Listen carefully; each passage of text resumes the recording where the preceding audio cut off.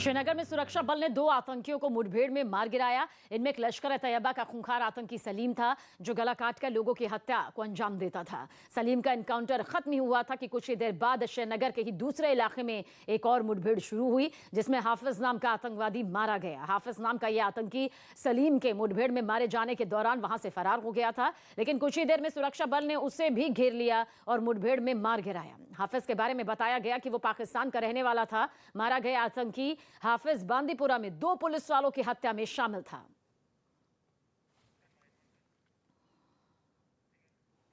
मतलब आतंकियों को जवानों ने भागने का मौका ही नहीं दिया और अलग अलग इलाकों में दोनों को मार गिराया गया। श्रीनगर में जो पहला दहशतगर्द मुठभेड़ में ढेर हुआ, वो लश्कर-ए-तैयबा का खूंखार आतंकी सलीम पर्रे था, जो गला काटकर लोगों की हत्या को बेरहमी से अंजाम देता था। सलीम का एनकाउंटर खत्म ही हुआ था कि कुछ ही देर बाद श्रीनगर के दूसरे इलाके में एक और मुठभेड़ शुरू हो गई, जिसमें हाफिज नाम का आतंकवादी ढेर कर दिया गया। हाफिज नाम का यह आतंकी सलीम पर्रे के मुठभेड़ में मारे जाने के दौरान वहां से फरार हो गया था, लेकिन कुछ ही देर में सुरक्षा बल ने उसे घेर लिया, मुठभेड़ में मार गिराया। हाफिज के बारे में जो जानकारी सामने आई, उसके मुताबिक वो पाकिस्तान का रहने वाला था और बांदीपुरा में 2 पुलिस वालों की हत्या में भी वो शामिल था। और इसलिए जम्मू कश्मीर पुलिस ने इस ऑपरेशन को बड़ी कामयाबी के साथ अंजाम दिया। इसे बड़ी कामयाबी यहां पर बताया। गला काटकर 20 से ज्यादा लोगों की हत्या करने वाला लश्कर-ए-तैयबा का खूंखार आतंकी सलीम लंबे वक्त से पुलिस की सुरक्षा लिस्ट में था। और यही वजह रही कि उसको मुठभेड़ में मार गिराने के बाद सुरक्षा बल के जवानों ने जश्न मनाया। कश्मीर के आईजी विजय कुमार ने भी आतंकी सलीम पर्रे के मारे जाने को सुरक्षा बल के लिए बड़ी कामयाबी बताया। 2 दर्जन जैसा किलिंग है और 1 दर्जन सिविलियन का ये गला छोड़ किया था। ये बताया गया कि सुरक्षा बल को श्रीनगर के शालीमार बाग इलाके में आतंकियों के छिपे होने की सूचना मिली थी, जिसके बाद पूरे इलाके को घेर कर तलाशी अभियान तेज कर दिया गया। खुद को घिरता देख आतंकियों ने फायरिंग शुरू कर दी, जिसके बाद हुई मुठभेड़ में आतंकी सलीम पर्रे मारा गया, जबकि हाफिज नाम का पाकिस्तानी आतंकी वहां से फरार हो गया। हालांकि उसे भी कुछ देर बाद हुई दूसरी मुठभेड़ में ढेर कर दिया गया। यूपी के अलीगढ़ में पंजाबी नाइट कार्यक्रम में कोरोना से बचाव के नियम टूटने लगे तो पुलिस सख्ती करने को मजबूर हो गई।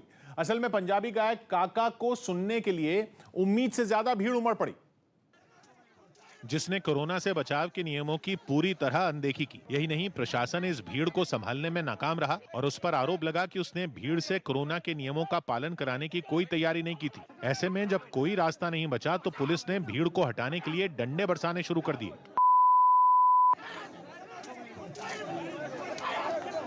इससे एंट्री गेट पर भगदड़ मच गई और अफरा तफरी के इसी माहौल में किसी का डंडा एक पुलिस वाले के सिर पर लग गया, जिससे वो जख्मी हो गया। कुछ पुलिस वाले अपने साथी को भीड़ से बाहर ले जाते दिखे। किसी ने इनमें से ये बंदे जो खड़े हैं, इन्होंने मार दिया कुछ।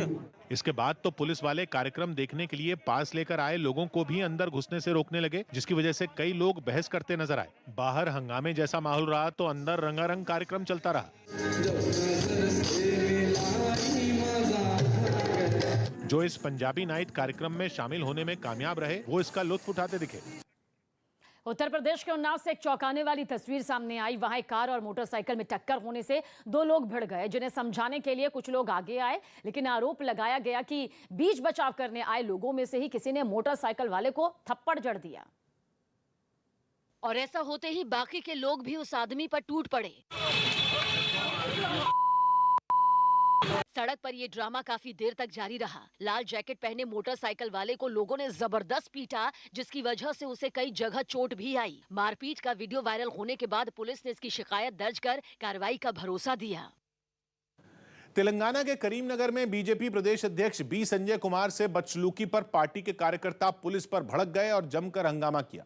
इसकी शुरुआत तब हुई जब कुछ सरकारी स्कूलों के टीचरों और कर्मचारियों की मांगों के समर्थन में प्रदेश अध्यक्ष पार्टी दफ्तर में ही धरने पर बैठ गए, जिसके बाद पुलिस ने कोरोना नियमों के उल्लंघन का हवाला देकर उन्हें और पार्टी के दूसरे नेताओं को वहां से हटाना शुरू कर दिया। लेकिन बात तब बिगड़ी जब इस कार्रवाई के दौरान एक पुलिस वाले का हाथ प्रदेश अध्यक्ष के कॉलर तक पहुंच गया, जिसका वीडियो बीजेपी नेता अमित मालवीय ने सोशल मीडिया पर शेयर किया। वो पुलिस वाला उन्हें अपने साथ ले जाने के लिए पूरा जोर लगा रहा था, जबकि पार्टी के दूसरे नेता बी संजय कुमार को बचाने में जुटे थे। हालांकि पुलिस ने उन्हें किसी तरह हिरासत में ले लिया और वहां से निकलने लगी, जिसके विरोध में पार्टी के कार्यकर्ता पुलिस के सामने खड़े हो गए। इस दौरान कुछ महिला कार्यकर्ताओं ने भी धक्का मुक्की शुरू कर दी। तब तक ये खबर पार्टी से जुड़े कई लोगों तक पहुंच गई और वो कुछ ही देर में बीजेपी दफ्तर के सामने इकट्ठा हो गए। अपने प्रदेश अध्यक्ष से बदसलूकी पर उनका गुस्सा सातवें आसमान पर पहुंच चुका था, जिसे जताने के लिए उन लोगों ने पुलिस के खिलाफ नारे लगाने शुरू कर दिए। लेकिन इस हंगामे के बावजूद पुलिस अपनी कार्रवाई में जुटी रही। उसने एक एक कर कई लोगों को हिरासत में ले लिया और अपनी गाड़ियों में भरकर उन्हें थाने पहुंचाने लगी। बाद में इस घटना पर बीजेपी के राष्ट्रीय अध्यक्ष जेपी नड्डा ने टीआरएस सरकार पर निशाना साधा। ये प्रजातंत्र के लिए एक बहुत घातक प्रहार है। उनके अलावा बीजेपी के कुछ दूसरे नेताओं ने भी ट्वीट के जरिए तेलंगाना सरकार के खिलाफ मोर्चा खोल दिया। हरियाणा के करनाल से एक चौंकाने वाला मामला सामने आया। वहां हाईवे पर पराली से लदे एक ट्रैक्टर में अचानक आग लग गई। ट्रैक्टर चालक ने आरोप लगाया कि वो हादसे का शिकार हुए एक ट्रक वाले की मदद करने रुका और इसी मौके का फायदा उठाकर किसी ने उसके ही ट्रैक्टर में आग लगा दी, जिसके बाद उस पर रखी पराली धू धू कर जलने लगी। ट्रैक्टर मालिक ने आरोप लगाया कि किसी ने जानबूझकर उसकी ट्रॉली में आग लगाई, जिससे उसे 50,000 से ज्यादा का नुकसान हो गया। हेल्प के लिए रुके थे तो हमारे में ट्रॉली में आग लगा दिया किसी ने। इसकी खबर लगते ही वहां दमकल विभाग की एक टीम पहुंच गई, जिसने आग पर काबू पाने की कोशिशें तेज कर दी। हमने कंट्रोल को फायर ब्रिगेड को पहले ही सूचित कर दिया कि आप इमीडिएटली पहुंचे। आग लगते ही उन लोगों ने समझदारी दिखाते हुए ट्रैक्टर को ट्रॉली से अलग कर दिया। इसके साथ ही पुलिस ने बाकी गाड़ियों का रूट डाइवर्ट कर दिया ताकि कोई बड़ा हादसा ना हो। आईएसआईएस के लिए काम करने केरल से अफगानिस्तान गई सोनिया सेबेस्टियन उर्फ आयशा को भारत लाने की याचिका पर सुप्रीम कोर्ट में सुनवाई हुई, जिसमें देश की सबसे बड़ी अदालत ने आयशा को भारत लाने का फैसला केंद्र सरकार पर छोड़ दिया और निर्देश दिया कि केंद्र सरकार इस मामले में विचार कर 8 हफ्ते के अंदर कोई फैसला करे, जिससे यह पता चले कि आयशा के साथ ही वहां जन्मी उसकी बेटी की वतन वापसी होगी या नहीं। अगर होगी तो केंद्र सरकार यह साफ करे कि आयशा को लाने का काम कब और किस तरह होगा, क्योंकि इस्लाम कबूल करने के बाद 2016 में आयशा पति के साथ अफगानिस्तान चली गई। चूंकि आईएसआईएस में शामिल होने के लिए वो अफगानिस्तान गई, इसलिए उसके खिलाफ भारत में केस दर्ज हुआ। लेकिन 2018 में पति की मौत होने के बाद पकड़े जाने पर उसे गिरफ्तार कर काबुल की जेल में डाल दिया गया, जिसके बाद आयशा के पिता ने बेटी को भारत लाने के लिए सुप्रीम कोर्ट में गुहार लगाई। पंजाब के विधायक बलविंदर सिंह फिर कांग्रेस के हो गए। पंजाब से विधायक बलविंदर सिंह लाडी एक हफ्ते में ही बीजेपी छोड़कर फिर कांग्रेस में शामिल हो गए। वो 28 दिसंबर को बीजेपी में शामिल हुए थे, लेकिन अब सीएम चरणजीत सिंह चन्नी से मुलाकात के बाद वो कांग्रेस में लौट गए। बीजेपी नेता शुवेंदु अधिकारी को सुप्रीम कोर्ट से भी बड़ी राहत मिल गई। सुप्रीम कोर्ट ने बंगाल सरकार की अर्जी खारिज कर दी और कलकत्ता हाईकोर्ट के आदेश पर रोक लगाने से मना कर दिया, यानी शुवेंदु की गिरफ्तारी पर रोक आगे भी जारी रहेगी। इससे पहले शुवेंदु पर बंगाल में कई धाराओं में केस दर्ज किए गए थे। इन्हीं मुकदमों के विरोध में शुवेंदु ने हाईकोर्ट में याचिका दायर की थी। शुवेंदु का आरोप है कि ये केस राजनीतिक मंशा से दर्ज किए गए थे। यूपी विधानसभा चुनाव से ठीक पहले पूर्व बीएसपी सांसद राकेश पांडे समाजवादी पार्टी में शामिल हो गए। उनके अलावा बहराइच की नानपारा विधानसभा सीट से बीजेपी विधायक माधुरी वर्मा समेत कई नेताओं को अखिलेश यादव ने अपनी पार्टी में शामिल करवाया। यूपी के मुख्यमंत्री योगी आदित्यनाथ आज सहारनपुर के देवबंद का दौरा करेंगे। वो एटीएस कमांडो ट्रेनिंग सेंटर का शिलान्यास करेंगे। CM Yogi Adityanath ATS commando centre के अलावा पुलिस से जुड़ी 14 परियोजनाओं का भी शिलान्यास करेंगे। देवबंद में एटीएस कमांडो सेंटर 2000 वर्ग मीटर भूमि में बनाया जा रहा है। कमांडो सेंटर के उद्घाटन के बाद सीएम योगी आदित्यनाथ देवबंद में एक जनसभा को भी संबोधित करेंगे। सीरिया के इदलिब में रूस के गठबंधन वाली सेना ने विद्रोहियों के ठिकानों पर ताबड़तोड़ बमबारी की, जिसमें एक वाटर स्टेशन भी तबाह हो गया। इदलिब को विद्रोही लड़ाकों का आखिरी मजबूत गढ़ माना जाता है, जिसे दोबारा अपने कब्जे में लेने के लिए राष्ट्रपति बशर अल असद लगातार कार्रवाई कर रहे हैं। और इसी कड़ी में इदलिब को एक बार फिर निशाना बनाया गया। सामने आई तस्वीरों में एक लड़ाकू विमान आसमान में उड़ता नजर आया। जल्द ही उसने बम बरसाने शुरू कर दिए। पूरा इलाका धमाकों की आवाज से गूंज उठा। एक के बाद एक कई हमले किए गए। इस एयर स्ट्राइक में कई इमारतें मलबे के ढेर में बदल गईं। कईयों का नामो निशान तक मिट गया। वहां का एक वाटर स्टेशन भी इन हमलों की चपेट में आ गया।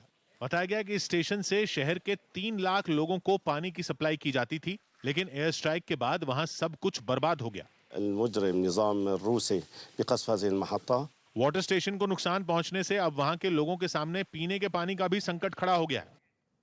प्रधानमंत्री नरेंद्र मोदी आज मणिपुर और त्रिपुरा के दौरे पर जाएंगे। वो दोनों ही राज्यों को विकास की कई परियोजनाओं की सौगात देंगे। पीएम मोदी मणिपुर के इंफाल में 4,800 करोड़ रुपए की परियोजनाओं का उद्घाटन करेंगे। 22 परियोजनाएं ये यहां पर बताई जा रही हैं, जबकि त्रिपुरा के अगरतला में वो महाराजा बीर बिक्रम हवाई अड्डे पर नए टर्मिनल इमारत का उद्घाटन करते नजर आएंगे। साथ ही 2 अहम विकास परियोजनाओं का भी आज शुभारंभ करने जा रहे हैं।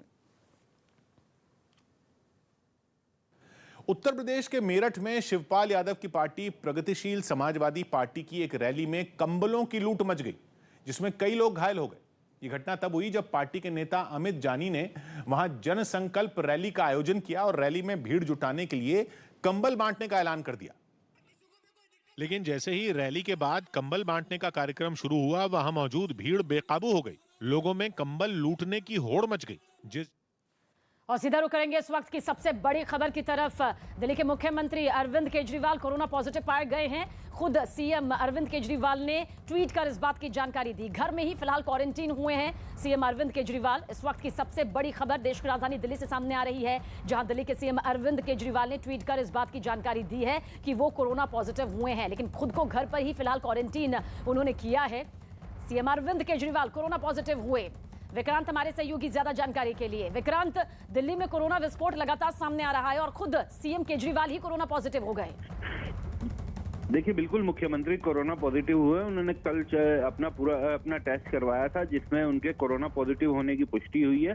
हालांकि उनके जो करीबी लोग हैं, उनका कहना है कि माइल्ड सिम्टम है, बहुत ही मामूली सिम्टम थे, जिसके कारण उन्होंने अपना टेस्ट करवाया था सावधानी बरतते हुए, और अभी घर पर ही खुद को आइसोलेट कर लिया। घर में वो अपने कमरे में उनको अलग पूरी तरीके से कर दिया गया है। डॉक्टर उनकी पूरी निगरानी में, और डॉक्टरों के कहे मुताबिक उनके संपर्क में वो है, उसी आधार पर दवाएं भी उनकी शुरू कर दी गई है। लेकिन किसी तरह की कोई उनके करीबी लोगों का कहना है, कार्यालय के लोगों का कहना है कि घबराने की बात नहीं है, क्योंकि सिम्टम काफी माइल्ड थे, जिस कारण डॉक्टरों ने भी ये सलाह दी है कि आप घर पे ही स्वयं को आइसोलेट करके अपना इलाज कर सकते हैं। हालांकि कुछ दिनों के लिए अब उन्हें अपने चुनावी कार्यक्रमों पर भी रोक लगानी पड़ेगी, क्योंकि आम आदमी पार्टी पंजाब, उत्तराखंड, गोवा में काफी मजबूती के साथ चुनाव लड़ रही थी, और काफी मुख्यमंत्री के काफी कार्यक्रम भी यहाँ पर लगाए गए थे तीनों राज्यों में, और लगातार मुख्यमंत्री अरविंद केजरीवाल यहाँ पर रैली करने के लिए भी जा रहे थे। कल भी वो देहरादून में थे, जहाँ उनकी दोपहर में सभा थी, और शाम को आने के बाद उनकी तबीयत थोड़ी नासाज दिखाई दी, जिसके बाद ये टेस्ट करवाने का उन्होंने फैसला लिया, और उसकी रिपोर्ट आने के बाद पता चला कि वो कोरोना पॉजिटिव है। विक्रांत, दिल्ली में लगातार कोरोना के मामले बढ़ रहे हैं, ओमिक्रॉन के मामले भी तेजी से बढ़ रहे हैं। दिल्ली दूसरे नंबर पर है। ओमिक्रॉन का अगर जिक्र यहां पर किया जाए, खुद सीएम केजरीवाल अब कोरोना पॉजिटिव यहां पर पाए गए हैं। क्या कुछ यहां पर लगता है, क्योंकि आज डीडीएमए की बैठक भी यहां पर है, कुछ और पाबंदियों का भी जिक्र यहां पर किया जा रहा है। किस तरह से ये जो भी खबर सामने आ रही है उसे लिया जा सकता है इससे जोड़कर? देखिए, निश्चित तौर पर आज 11 बजे डीडीएमए की बैठक है। उपराज्यपाल उस बैठक में रहेंगे, मुख्यमंत्री को भी उस बैठक में रहना था, लेकिन अब चूंकि वो कोरोना पॉजिटिव हो गए हैं, किस तरीके से रहेंगे, कैसे रहेंगे, इस पे थोड़ा संशय है। हालांकि ये इस बात की संभावना है कि वो बैठक में रह सकते हैं, क्योंकि बैठक वर्चुअली ये बैठक होनी है, और वर्चुअली इसमें इस बात पर भी चर्चा होनी है कि दिल्ली में जिस तेजी से मामले बढ़ रहे हैं, क्या रेस्ट्रिक्शंस को, पाबंदियों को और ज्यादा बढ़ाया जाए, क्योंकि कल जो है पॉजिटिविटी रेट, संक्रमण दर 6.5% से भी ज्यादा पहुंच गई है, और नियम ये कहता है, ग्रेडेड एक्शन प्लान का नियम ये कहता है कि अगर 5% से ज्यादा 2 दिनों तक रह जाए पॉजिटिविटी रेट, तो आपको रेड अलर्ट लगाना पड़ता है। लेकिन पिछले दिनों ये फैसला लिया गया था कि अस्पतालों में चूंकि ज्यादा लोग दाखिल नहीं हो रहे, तो अस्पतालों में मरीजों की संख्या के आधार पर ग्रेडेड एक्शन को लागू किया जाएगा। लेकिन अब जिस तेजी से नंबर बढ़े हैं, पिछले 3-4 दिनों में लगातार नंबर बढ़ते जा रहे हैं, और 3-4 गुना नंबर बढ़ गए हैं कोरोना पॉजिटिव के, तो उसको देखते हुए मुझे लगता है कि आज की डीडीएमए की बैठक में कुछ पाबंदियां निश्चित तौर पर और ज्यादा बढ़ाई जाएंगी। विक्रांत, क्या कुछ आपको लगता है, क्योंकि लगातार दिल्ली के सीएम अरविंद केजरीवाल दिल्ली वासियों को सतर्क कर रहे थे, सावधान कर रहे थे, कई ऐसे विज्ञापन भी उनके सामने आ रहे थे जिनमें वो कह रहे थे कि सावधानी बरतनी बेहद जरूरी है अगर कोरोना पर काबू पाना है, ओमिक्रॉन के बढ़ते मामलों पर काबू पाना है। ऐसे में क्या माना जाए, क्योंकि परिवार के बाकी सदस्यों की रिपोर्ट का भी क्या इंतजार किया जा रहा है? क्या जो उनके आसपास बाकी अधिकारियों की और नेताओं की जो पूरी एक जमावड़ा देखने को मिलता था, जिनके साथ साथ वो चुनावी तौर पर भी आगे बढ़ रहे थे, उनकी रिपोर्ट का भी यहाँ पर इंतजार किया जा रहा है? देखिए, बिल्कुल ये प्रोटोकॉल होता है, कोविड प्रोटोकॉल होता है कि जब भी किसी नेता का या उनका कोविड पॉजिटिव पाया जाता है तो उनके आसपास के जितने भी लोग हैं उन सबका टेस्ट करवाया जाता है। और मुख्यमंत्री अरविंद केजरीवाल के घर में उनकी पत्नी का, उनके दोनों बच्चों का और उनके माता पिता भी उनके साथ ही रहते हैं। बुजुर्ग माता पिता है, कोमोर्बिडिटीज के भी वो मरीज हैं, तो उनका सभी का टेस्ट करवाया जा रहा है। इसके अलावा उनका जो करीबी स्टाफ जो लगातार उनके साथ रहता है, उन सबका भी कोविड टेस्ट करवाया गया है। हालांकि अभी ये जानकारी नहीं मिली है कि उनके करीबी स्टाफ या करीबी लोगों में से किसी और को कोरोना है या नहीं, इस बात की जानकारी अभी सामने नहीं आई है। लेकिन ये कोविड प्रोटोकॉल में है कि जब भी कोई इस तरीके से कोविड से संक्रमित पाया जाता है तो उनके आसपास के तमाम लोगों का भी टेस्ट करवाया जाता है और उसमें पूरी सावधानी बरती जाती है। हालांकि अभी जो हमें जानकारी मिल रही है कि मुख्यमंत्री अपने घर पर ही हैं, पूरी तरीके से आइसोलेट हैं, वो डॉक्टरों की निगरानी में है और बाकायदा डॉक्टर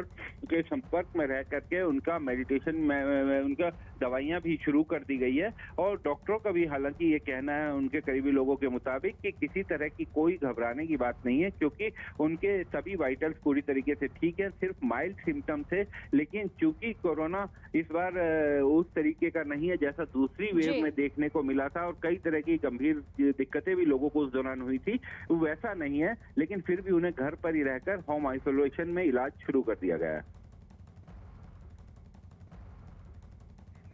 तो केजरीवाल ने ट्वीट करके इस बात की जानकारी दी है कि वो कोरोना पॉजिटिव पाए गए हैं। मेरे सहयोगी विक्रांत इस पर पूरी डिटेल आपको दे रहे थे कि किस तरह से अब सीएम अरविंद केजरीवाल घर में ही क्वारंटीन हो गए हैं, होम आइसोलेशन में हैं अब जब तक वो ठीक नहीं हो जाते। हालांकि इस बीच जो उनकी चुनावी दौरे चल रहे थे उस पर जरूर, उसकी रफ्तार पर जरूर एक ब्रेक लगती हुई नजर आ रही है। आज डीडीएमए की 11:30 बजे बैठक भी होने वाली है। हालांकि वर्चुअली ये बैठक है, लेकिन उसमें शामिल हो पाएंगे या नहीं हो पाएंगे, अब इस पर भी सस्पेंस बरकरार है।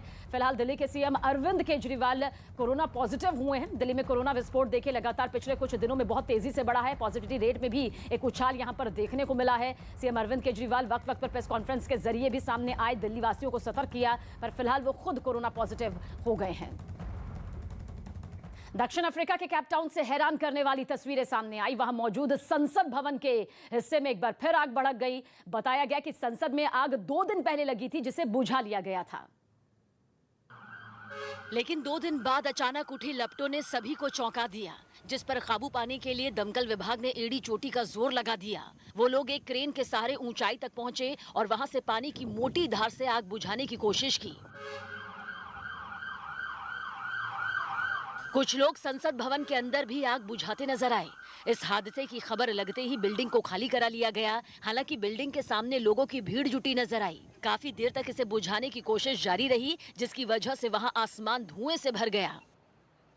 4 दिन से चल रही छापेमारी के बीच समाजवादी पार्टी के एमएलसी पुष्पराज जैन उर्फ पंपी जैन को आयकर विभाग ने हिरासत में ले लिया। आयकर विभाग की टीमें उन्हें कन्नौज से कानपुर लेकर गईं और कानपुर में पंपी जैन को उनके भाई अतुल जैन के घर ले जाया गया। आप देख सकते हैं इस वक्त इनकम टैक्स की टीम एमएलसी श्री पंपी जैन साहब को लेकर यहाँ आई है। उनके भाई के आवास से अतुल जैन जी का। बाहर यूपी पुलिस के जवानों की भारी तैनाती की गई। अंदर काफी देर तक जांच और छापेमारी चलती रही। माना जा रहा है कि पंपी जैन को उनके भाई अतुल जैन के सामने बिठाकर पूछताछ की गई, जिसके बाद पंपी जैन को हिरासत में ले लिया गया। कानपुर के जिस घर में उनसे पूछताछ की गई उसे आयकर विभाग की टीम पहले ही सील कर चुकी थी, लेकिन जांच के दौरान मिली किसी बड़ी जानकारी के बाद घर पर लगी सील हटाई गई और पंपी जैन को इसी घर में बैठाकर पूछताछ की गई। पंपी जैन की गिरफ्तारी इसलिए भी अहम है क्योंकि वो न केवल समाजवादी पार्टी के एमएलसी हैं, बल्कि अखिलेश यादव के करीबी भी माने जाते हैं। समाजवादी इत्र लॉन्च करने वाले कारोबारी भी यही पुष्पराज जैन है, जो इत्र की लॉन्चिंग के वक्त अखिलेश यादव के बिल्कुल साथ खड़े दिखे थे।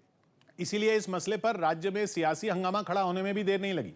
पुष्पराज जैन को कानपुर लाने के बाद एजेंसियों ने उनसे कई घंटों तक पूछताछ की और पूछताछ का ठिकाना बदलता चला गया। उनके भाई के घर पर उनसे करीब 3.5 घंटे तक पूछताछ के बाद अफसरों की टीम उनके एक और रिश्तेदार के ठिकाने पर पहुंच गई। ये घर भी पिछले 2 दिन से सील था, जिसकी सील तोड़कर पंपी जैन को अंदर ले जाया गया। ये घर पंपी जैन के एक और रिश्तेदार अनूप जैन का बताया गया, जहां कई घंटों तक आयकर विभाग के अफसरों की जांच चलती रही। जहां आनंदपुरी में खड़ा हूं, यहां भी पिछले माना जाए तो 2 बजे से लेकर अब तक पूछताछ जारी है। माना जा रहा है कि इन छापों में अधिकारियों को कुछ बड़ी जानकारियां हाथ लगी हैं, जिनके बारे में पंपी जैन से पूछताछ की गई।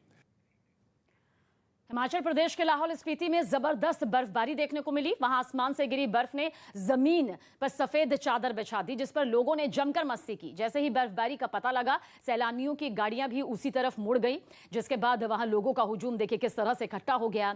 बर्फ से पटी झील के किनारे लोग आपस में बर्फ से खेलते हुए नजर आए। इसके साथ ही वहां मौजूद घरों की छतों पर बर्फ की कई फीट मोटी सफेद चादर दिखाई दी।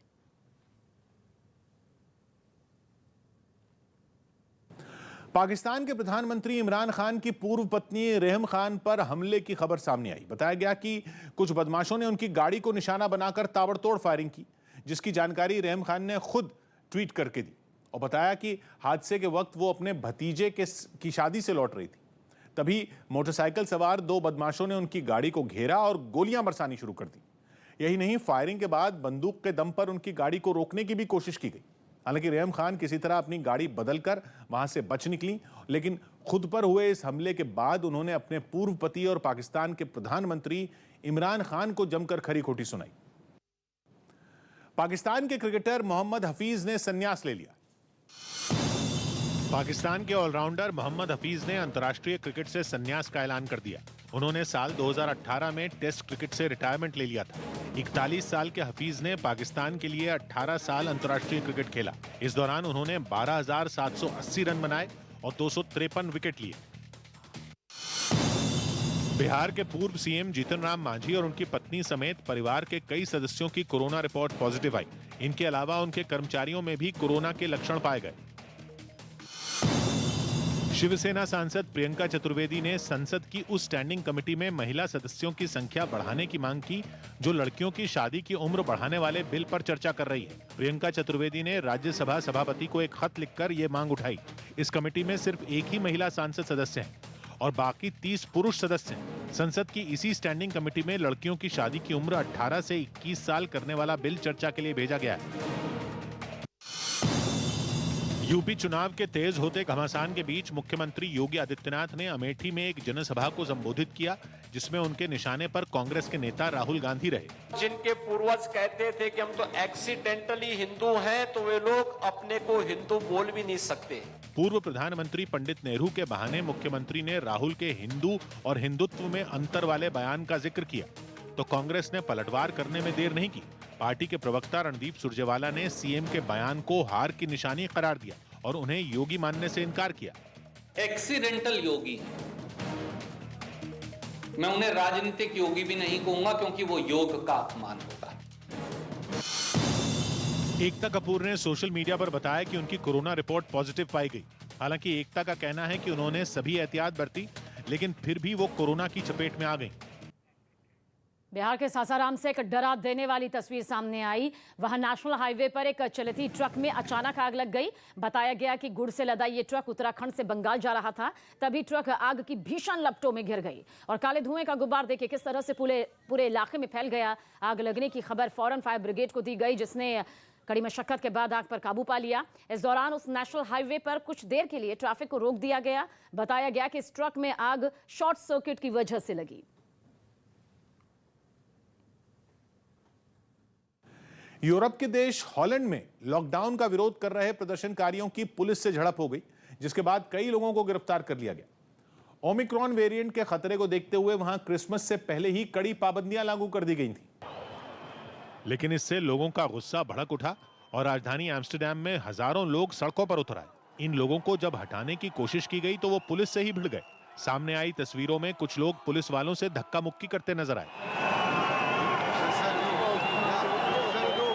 हालात बिगड़ते देख पुलिस भी लाठियां बरसाने लगी। बाद में पुलिस की कई और टुकड़ियां वहां भेजी गईं, जिन्होंने सख्ती दिखाते हुए भीड़ को खदेड़ना शुरू कर दिया। हालांकि लोग भी आसानी से पीछे नहीं हटे। प्रदर्शनकारियों ने सरकार पर कोरोना के बहाने उनकी आजादी छीनने का आरोप लगाया।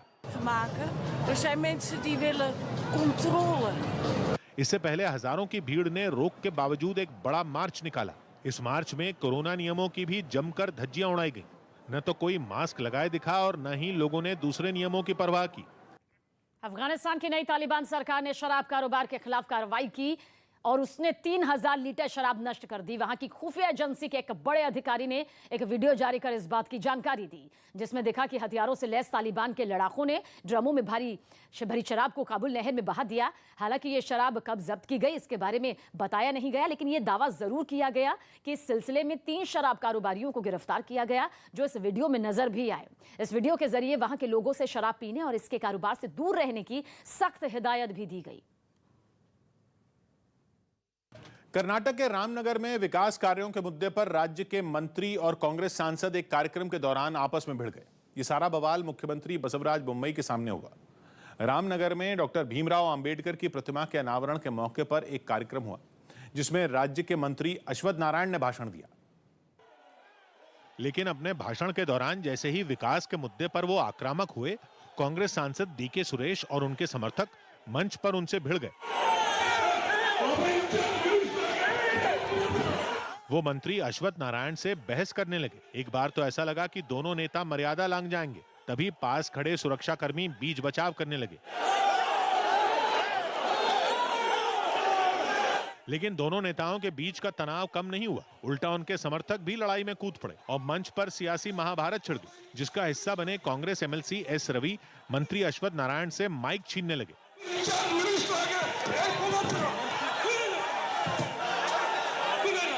छीना झपटी देखकर लगा कि मारपीट हो जाएगी, क्योंकि दोनों नेताओं के समर्थक मंच पर ही भिड़ गए। जब पुलिस वालों ने कांग्रेस सांसद को मंत्री से दूर किया तो वो मंच पर ही धरना देने लगे। ये देखकर मुख्यमंत्री बसवराज बोम्मई से रहा नहीं गया और वो खड़े हो गए। वो कार्यक्रम में आए लोगों को शांत रहने के लिए बोलने लगे। सीएम बनने के बाद बोम्मई पहली बार रामनगर पहुंचे थे और तभी ये सारा बवाल हो गया। ओमान के मुसंदम में हैरान करने वाली एक तस्वीर सामने आई। वहां लगातार होती बारिश से बाढ़ के हालात पैदा हो गए, जिसने सारे शहर की तस्वीर बदल कर रख दी। और एक जगह तो ऐसा लगा मानो कोई बांध फूट पड़ा हो। वहां एक झरने से बहता पानी तो पूरी तरह मटमैला हो गया, जिससे उठने वाला शोर डराने के लिए काफी था। नदियों में ऐसा उफान आया कि वहां मौजूद कई पेड़ घास की तरह दिखाई दिए। आसमान से बरसती आफत ने लोगों की मुश्किलें बढ़ा दी, जिसकी वजह से सड़कों पर इक्का दुक्का गाड़ियां ही नजर आईं। दिल्ली सरकार की नई आबकारी नीति के खिलाफ बीजेपी सड़कों पर उतर आई। उसने दिल्ली में अलग अलग जगहों पर चक्का जाम कर दिया। बीजेपी ने आरोप लगाया कि दिल्ली सरकार नई आबकारी नीति के तहत अलग अलग इलाकों में अवैध तरीके से शराब की दुकानें खोल रही है। और इसी बात के विरोध में बीजेपी ने दिल्ली के कई इलाकों में चक्का जाम कर दिया। प्रदर्शन की जहां जहां से तस्वीरें आईं, सब में पार्टी के कार्यकर्ता आने जाने वालों को रोकते नजर आए, जिससे गाड़ियों की लंबी लाइन लग गई। दिल्ली के आईटीओ चौराहे पर तो पार्टी कार्यकर्ता सड़क पर ही लेट गए और नारे लगाते हुए लोगों को रोकने लगे। आईटीओ चौराहे के एक रास्ते पर पार्टी के लोगों ने लेट कर रास्ता रोका तो दूसरे रास्ते पर वो ढोलक लेकर बैठ गए।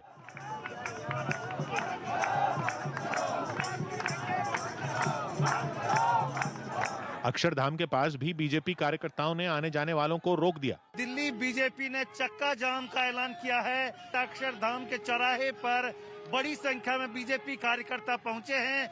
वहां प्रदर्शनकारी गाड़ियों और मोटरसाइकिलों के सामने आकर बैठ गए।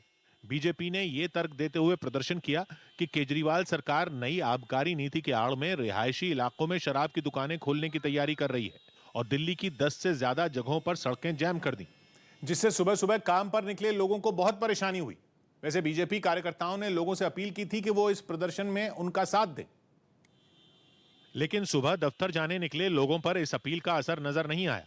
लोग घर नहीं लौटे और दिल्ली के अलग अलग इलाकों में लगे लंबे जैम में घंटों फंसे रहे। ये ऑफिस आवर है, पीक टाइम है और ऐसे में यहाँ से जाने वाले हजारों लोग जो है या तो कोई अल्टरनेटिव रास्ता ढूंढ रहे हैं या फिर यही इन्हीं जाम में फंसे हुए हैं।